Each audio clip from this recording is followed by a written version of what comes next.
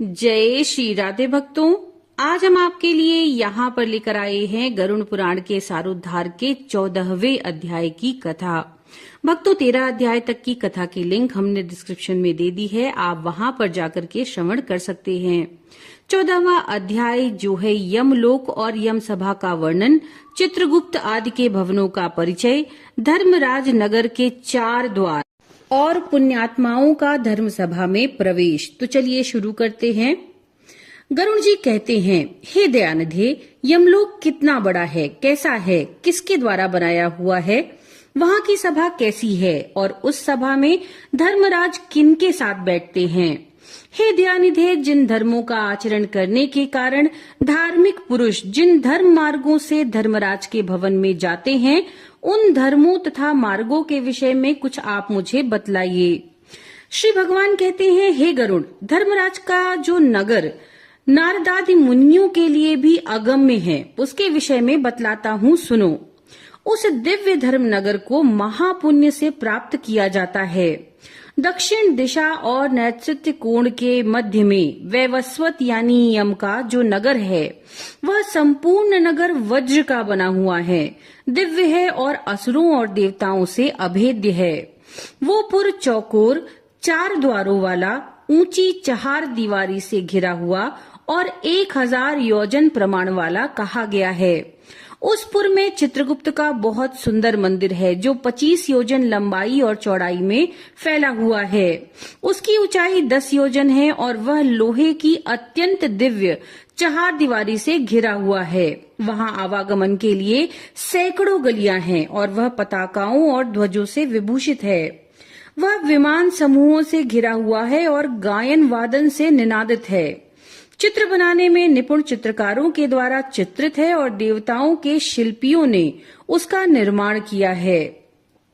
वह उद्यानों और उपवनों से रमणीय है। नाना प्रकार के पक्षीगण उसमें कलरव करते हैं और वह चारों ओर से गंधर्वों और अप्सराओं से घिरा हुआ है। उस सभा में अपने परम अद्भुत आसन पर स्थित चित्रगुप्त मनुष्यों की आयु की यथावत गणना करते हैं। वे मनुष्यों के पाप और पुण्य का लेखा जोखा करने में त्रुटि नहीं करते। जिसने जो शुभ या अशुभ कर्म किया, चित्रगुप्त की आज्ञा से उसे उन सब का भोग करना पड़ता है। चित्रगुप्त के घर के पूरब की ओर ज्वर का एक बड़ा विशाल घर है और उनके घर के दक्षिण शूल, लूता और विस्फोटक के घर हैं तथा पश्चिम में कालपाश, अजीर्ण और अरुच के घर हैं।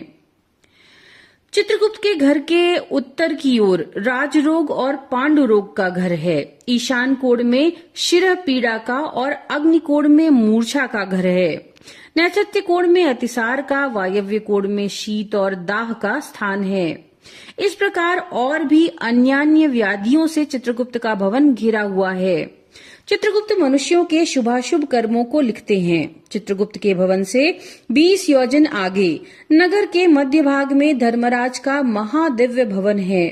वह दिव्य रत्नमय तथा विद्युत की ज्वालामालाओं से युक्त और सूर्य के समान दैदीप्यमान है।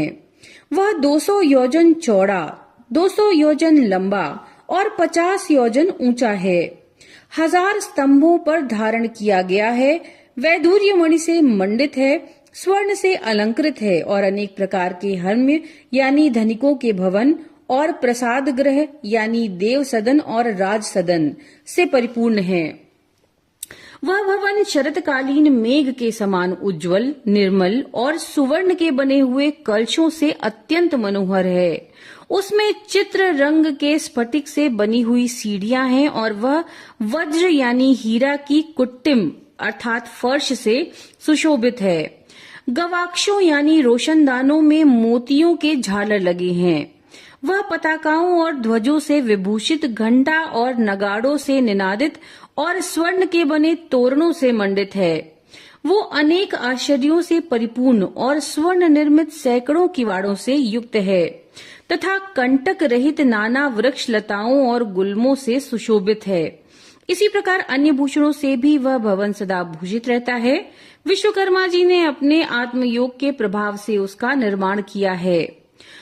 उस धर्मराज के भवन में 100 योजन लंबी चौड़ी दिव्य सभा है। जो सूर्य के समान प्रकाशित, चारों ओर से दैदीप्यमान और इच्छा अनुसार स्वरूप धारण करने वाली है। वहाँ न अधिक ठंडी है न गर्मी, वो मन को अत्यंत हर्षित करने वाली है। उसमें रहने वाले किसी को न कोई शोक होता है, न वृद्धावस्था सताती है, न भूख प्यास लगती है, न किसी के साथ कोई अप्रिय ही होता है। देवलोक और मनुष्यलोक में जितने काम यानी काम में विषय अभिलाषाएं हैं, वे सभी वहाँ उपलब्ध हैं। वहाँ सभी तरह के रसों से परिपूर्ण भक्ष्य और भोज्य सामग्रियां चारों ओर प्रचुर मात्रा में हैं। वहाँ सरस, शीतल तथा उष्ण जल भी उपलब्ध है। उसमें पुण्यमय शब्दादि विषय भी उपलब्ध हैं और नित्य मनोवांछित फल प्रदान करने वाले कल्प वृक्ष भी वहाँ हैं। हे टाक्ष, वह सभा बाधा रहित, रमणीय और कामनाओं को पूर्ण करने वाली है। विश्वकर्मा ने दीर्घ काल तक तपस्या करके उसका निर्माण किया है। उसमें उग्र यानी कठोर तपस्या करने वाले, सुव्रती, सत्यवादी, शांत, सन्यासी, सिद्ध और पवित्र कर्म करके पुण्य हुए पुरुष जाते हैं। उन सभी का देह तेजोमय होता है। वे आभूषणों से अलंकृत और निर्मल वस्त्रों से युक्त होते हैं तथा अपने किए हुए पुण्य कर्मों के कारण वहां विभूषित होकर विराजमान रहते हैं। 10 योजन विस्तीर्ण और सभी प्रकार के रत्नों से सुशोभित उस सभा में अनुपम और उत्तम आसन पर धर्मराज विद्यमान रहते हैं। वे सत्पुरुषों में श्रेष्ठ हैं और उनके मस्तक पर छत्र सुशोभित है। कानों में कुंडलों से अलंकृत वे श्रीमान महामुकुट से सुशोभित हैं। वे सभी प्रकार के अलंकारों से समन्वित और नील मेघ के समान कांति वाले हैं। हाथ में चंवर धारण किए हुए अप्सराएं उन्हें पंखा झलती रहती हैं। गंधर्वों के समूह तथा अप्सरा गणों का संग गायन, वादन तथा नृत्यादि द्वारा सभी ओर से उनकी सेवा करते हैं। हाथ में पाश लिए हुए मृत्यु और बलवान काल तथा विचित्र आकृति वाले चित्रगुप्त और कृतांत के द्वारा वे सेवित हैं। हाथ में पाश और दंड धारण करने वाले, उग्र स्वभाव वाले, आज्ञा के अधीन आचरण करने वाले तथा अपने समान बलवान नाना सुबटों यानी दूतों से वे धर्मराज घिरे रहते हैं। हे खग, अग्निश्वात, सोमप, ऊष्मप, स्वाधावान, बहिर्षद, मूर्तिमान तथा अमूर्तिमान जो पितर हैं, अर्थात अर्यमा आदि जो पितृगण हैं और जो अन्य मूर्तिमान पितर हैं, वे सब मुनियों के साथ धर्मराज की उपासना करते हैं। अत्रि, वशिष्ठ, पुलह, दक्ष, क्रतु, अंगिरा, जमदग्नि नंदन, परशुराम, भृगु, पुलत्स्य, अगस्त्य, नारद, ये तथा अन्य बहुत से पितृराज धर्मराज के सभासद हैं, जिनके नामों और कर्मों की गणना नहीं की जा सकती। ये धर्मशास्त्रों की व्याख्या करके यथावत निर्णय देते हैं। ब्रह्मा की आज्ञा के अनुसार वे सब धर्मराज की सेवा करते हैं। उस सभा में सूर्यवंश के और चंद्रवंश के अन्य बहुत से धर्मात्मा राजा धर्मराज की सेवा करते हैं। मनु, दिलीप, मंधाता, सगर, भगीरथ, अम्बरीश, अनरण्य, मुचुकुंद, निमि, पृथु, ययाति, नहुष, पुरु, दुष्यंत, शिवी, नल, भरत, शंतनु, पांडु और सहस्त्रार्जुन, ये यशस्वी पुण्यात्मा राजर्षि और बहुत से प्रख्यात राजा बहुत से अश्वमेध यज्ञों का अनुष्ठान करने के फलस्वरूप धर्मराज के सभासद हुए हैं। धर्मराज की सभा में धर्म की प्रवृत्ति होती है। न वहाँ पक्षपात है, न झूठ बोला जाता है, न किसी के प्रति कोई मात्सर्य भावना होती है। सभी सभासद शास्त्रविद और सभी धर्मपरायण हैं। वे सभा उस सभा में वैवस्वत यम की उपासना करते हैं। हे टाक्ष, महात्मा धर्मराज की वह सभा इसी प्रकार की है। जो पापात्मा पुरुष दक्षिण द्वार से वहां लाए जाते हैं, वे उस सभा को नहीं देख पाते। धर्मराज के पुर में जाने के लिए 4 मार्ग हैं। पापियों के गमन के लिए जो मार्ग है, उसके विषय में मैंने तुमसे पहले ही कह दिया। पूर्व आदि तीनों मार्गों से जो धर्मराज के मंदिर में जाते हैं, वे सुकृति यानी पुण्यात्मा होते हैं और अपने पुण्य कर्मों के बल से वहां जाते हैं। उनके विषय में सुनो। उन मार्गों में जो पहला पूर्व मार्ग है, वह सभी प्रकार की सामग्रियों से समन्वित है और परिजात वृक्ष की छाया से आच्छादित तथा रत्न मंडित है। वह मार्ग विमानों के समूहों से संकीर्ण और हंसों की पंक्तियों से सुशोभित है। विद्रुम के उद्यानों से व्याप्त और अमृतमय जल से युक्त है। उस मार्ग से पुण्यात्मा ब्रह्मऋषि और अमलांतरात्मा राजर्षि अप्सरागण गंधर्व विद्याधर वासुकी आदि नाग जाते हैं। अन्य बहुत से देवताओं की आराधना करने वाले शिव भक्तिनिष्ठ, ग्रीष्म ऋतु में प्रपा यानी प्याऊ का दान करने वाले, माघ में आग सेकने के लिए लकड़ियां देने वाले, वर्षा ऋतु में चतुर्मास करने वाले, विरक्त संतों को दान मान आदि प्रदान करके उन्हें विश्राम कराने वाले, दुखी मनुष्य को अमृतमय वचनों से आश्वस्त करने वाले और आश्रय देने वाले, सत्य और धर्म में रहने वाले, क्रोध और लोभ से रहित, पिता माता में भक्ति रखने वाले, गुरु की शुश्रूषा में लगे रहने वाले, भूमिदान करने वाले, गृहदान करने वाले, गोदान करने वाले, विद्या प्रदान करने वाले, पुराण के वक्ता, श्रोता और पुराणों का पारायण करने वाले, ये सभी तथा अन्य पुण्यात्मा भी पूर्व द्वार से धर्मराज के नगर में प्रवेश करते हैं। वे सभी सुशील और शुद्ध बुद्धि वाले धर्मराज की सभा में जाते हैं। धर्मराज के नगर में जाने के लिए दूसरा उत्तर मार्ग है, जो सैकड़ों विशाल रथों से तथा शिविका आदि नरयानों से परिपूर्ण है।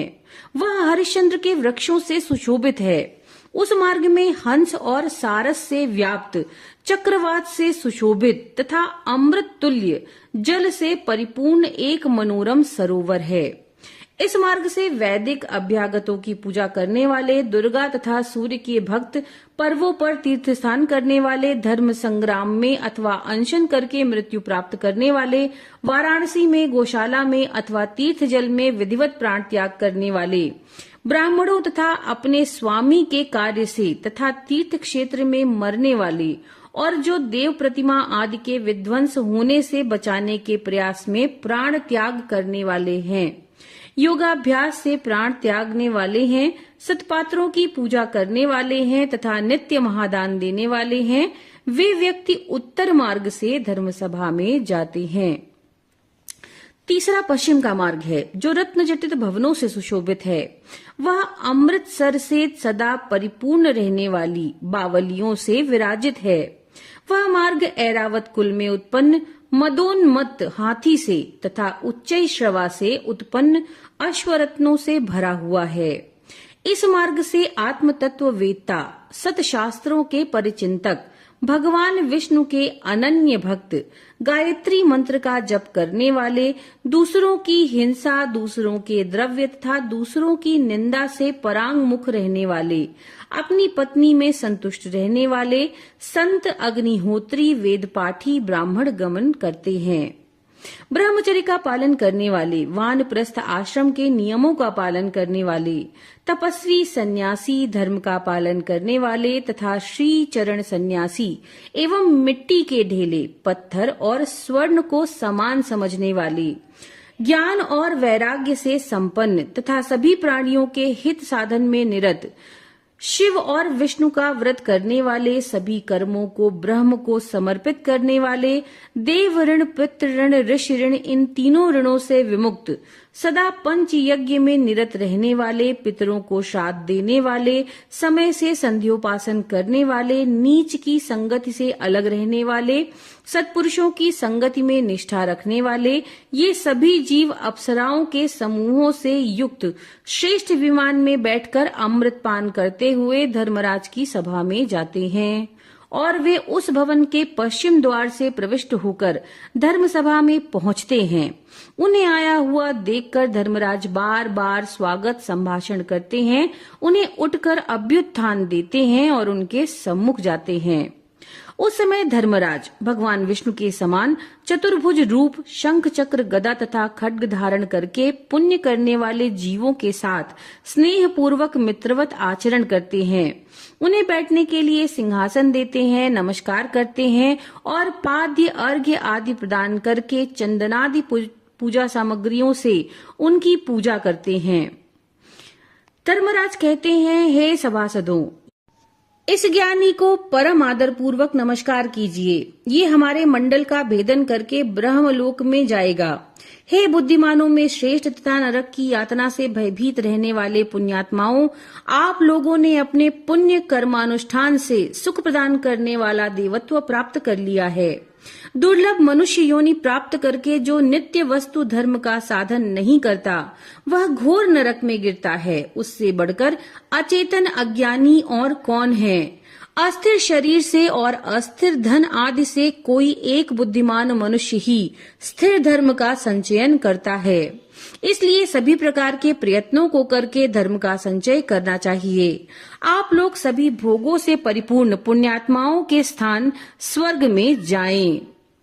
ऐसा धर्मराज का वचन सुनकर उन्हें और उनकी सभा को प्रणाम करके वे देवताओं के द्वारा पूजित और मुनीश्वरों द्वारा स्तुत होकर विमान समूहों से परम पद को जाते हैं और कुछ परम आदर के साथ धर्मराज की सभा में ही रह जाते हैं और वहां एक कल्प पर्यंत रहकर मनुष्यों के लिए दुर्लभ भोगों का उपभोग कर पुण्यात्मा पुरुष शेष पुण्यों के अनुसार पुण्य दर्शन करने वाले मनुष्य योनि में जन्म लेता है। इस लोक में वह महान धन संपन्न सर्वज्ञ और सभी शास्त्रों में पारंगत होता है और वह पुनः आत्मचिंतन के द्वारा परम गति को प्राप्त करता है। हे गरुण, तुमने यमलोक के विषय में पूछा था, वह सब मैंने तुम्हें बता दिया। इसको भक्ति पूर्वक सुनने वाला मनुष्य भी धर्मराज की ही सभा में जाता है। इस प्रकार गरुण पुराण के अंतर्गत सारोद्धार में धर्मराज नगर निरूपण नामक 14वां अध्याय पूर्ण हुआ। नमो नारायण।